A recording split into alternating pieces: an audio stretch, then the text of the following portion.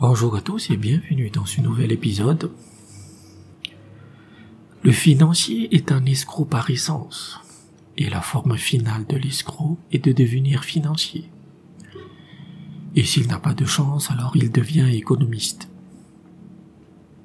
Des personnes comme Charles Gave pérorent à longueur de journée sur les nouveaux médias en répétant les mêmes âneries du néolibéralisme.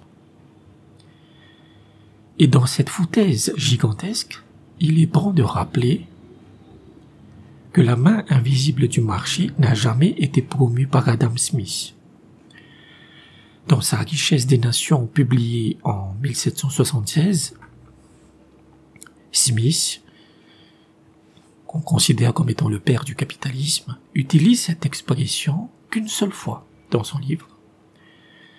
Pour lui, c'est une sorte de saint graal à atteindre dans un marché où les gens sont fondamentalement égoïstes et rationnels par essence. Il estimait que l'aboutissement sera un équilibre automatique, comme si une main invisible guiderait ce marché.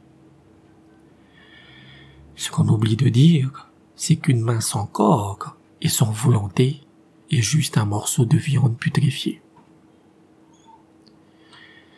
Adam Smith était un mercenaire.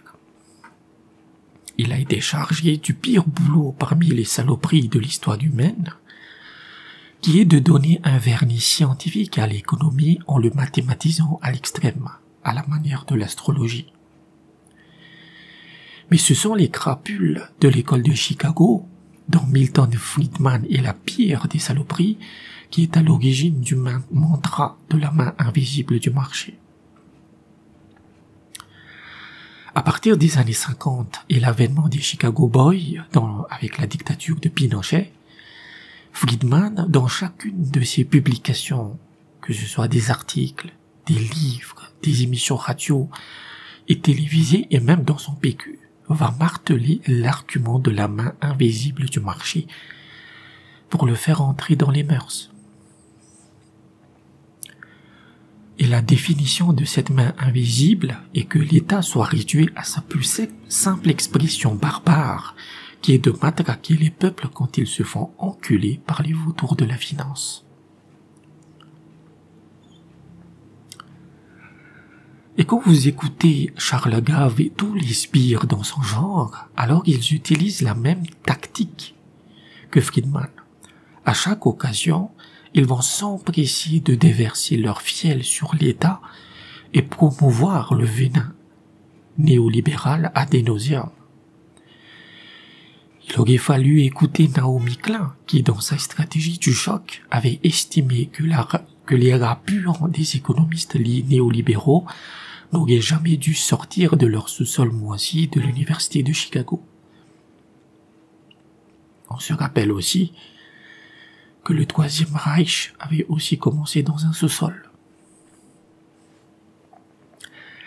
Les stratégies néolibérales n'ont pas provoqué des millions ou des dizaines de millions, mais des centaines de millions de morts en détruisant les États en Amérique latine, en Asie et en Afrique. Les seules abominations qui ont provoqué plus de morts est la peste Justinien et la peste noire. Avec un tel bilan, le néolibéral ne devrait pas pouvoir ouvrir sa grande gueule sans qu'on lui balance un cocktail Molotov dedans. Le monde actuel se dirige à toute vitesse vers la stratégie de planification de la souveraineté dans tous les domaines et que l'idée que l'État doit être au centre de tout. Il doit être surpuissant. Il doit écraser les économistes et les financiers qui tentent de le défier. Et il suffit de regarder ce qui s'est passé avec le secteur technologique de la Chine.